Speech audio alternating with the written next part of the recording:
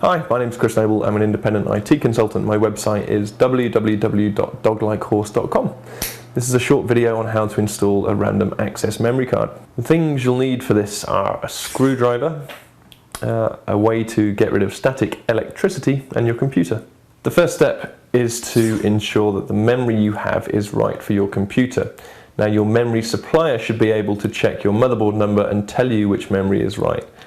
So do check that you have the right memory before starting. The second step is to take the side of your computer off. Often there'll be a quick release panel that won't require a screwdriver, but a lot of computers will require a screwdriver to take the back two screws off the computer case. The third step is to ensure that you have no static electricity. So if you ground yourself against the computer case itself or something metallic, then you'll be sure not to burn out the memory that you're installing. The last step is to find the DIMM or the memory slots and firmly but carefully install the memory.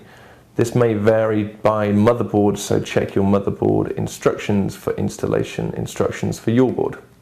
My name is Chris Noble. Thanks for watching this video on how to install a random access memory card.